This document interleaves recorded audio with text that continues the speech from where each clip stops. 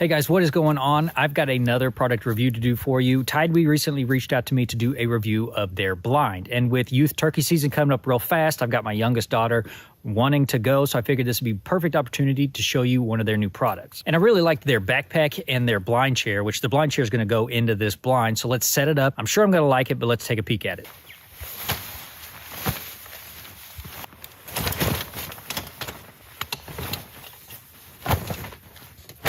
And now with it popped up, I'll take you around and take a look at it. It's got a pretty good camo pattern, and it's got loops around the edges for blinding it in, you know, putting limbs and all that around it so you can really camouflage it in. It is 66 inches tall, so 5'6". So this blind actually has two pretty cool, unique features. And the first one, it is that this, well, actually, I'm going to reveal the second one when I open this flap, but this door is actually magnetic. So it is not going to have any loud zippers or Velcro, anything like that. And as you can see, the other key feature of this is that that front wall is completely see-through. You can see out, but nothing can see in, as long as you have that black backdrop. So like I said, I really like this magnetic door because it's got a very nice tactile, like you can tell when it hits home. As much as I like it though, I wish it had some more. I wish, you know, there's some loose flaps here that I think could do with some more magnets. It still shuts perfectly fine. It's not a big deal. It holds. So, but I really like that. You don't have to hear that loud, just ripping Velcro sound. And another thing to think about with this door is actually a little small, and it's just a product of the height of the blind itself. If you've got all your gear on, I'm not a big guy by any means, but if you've got all your gear on, or if you are a big guy, you're going to have to really pay attention as you're getting in here. Take your gear off, throw it in the blind, then get in there, and then set your stuff out before you climb out of the blind. Again, it's not a big deal. It's just something you got to think about as you're trying to move stealthily into your blind. But let's get inside. Actually, I'm going to get this into the spot it's going to go to, and then we'll climb inside and we'll kind of talk about more of the features. So now here we are on the inside of the blind, and as you can see, it's fairly roomy. It is 58 by 58 at the feet, and then it is 75 by 75 at the hub. So there's plenty of room to move around. It's not the biggest, but it's also not the smallest either. Here in a bit, I will break out my bow so you can see it full draw if I'm going to stick out at all. And then I've also got my shotgun and a tripod stand that my daughter's going to use. She's not going to use the exact same shotgun. She'll be using a youth 20 gauge, but you'll be able to tell if my barrel is going to be sticking out the front of the blind. And another feature of this blind is, as you can see, even the windows have that see-through mesh that, you know, you can see out, but you can't see in. And then I think it's pretty standard on most blinds now, but it's a sliding track here instead of like Velcro or snaps or something like that. So you can just position it exactly how you want it.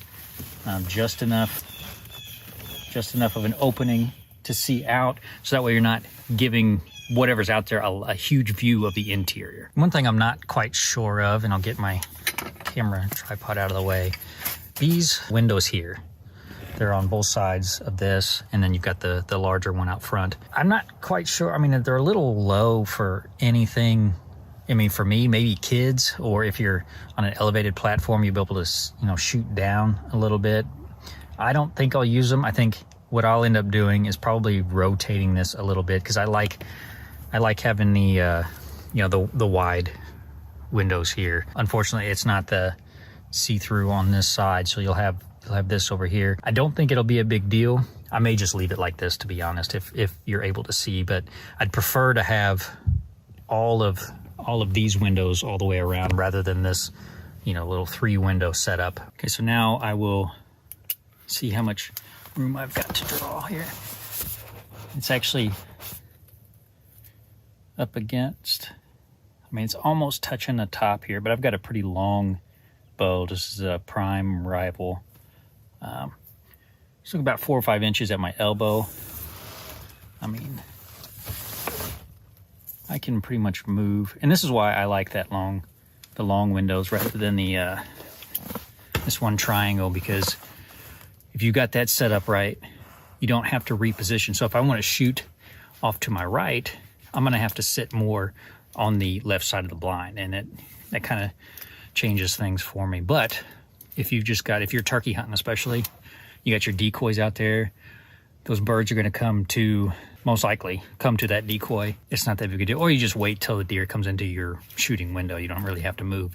We know how deer and turkeys go. They don't always do what we what we want them to do. So then now we'll set up this Caldwell shooting pod here.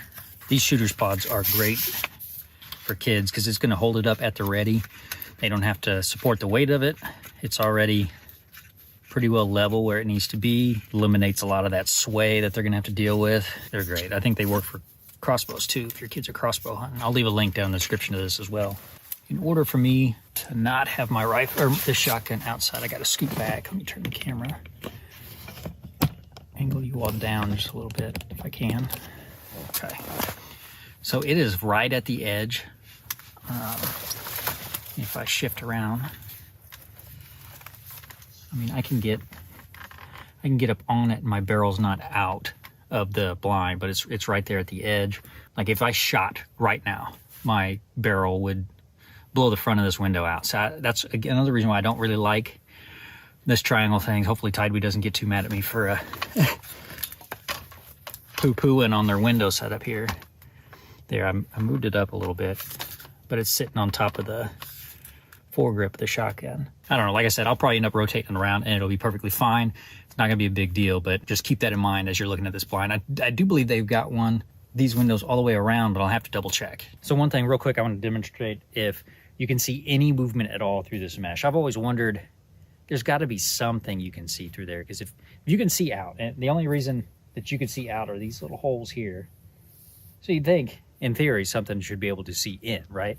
So let's go in here. I'm gonna close all the windows, move around a whole bunch, and we'll see if you can see anything.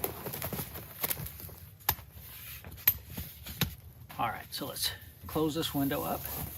So I'm moving around a whole bunch.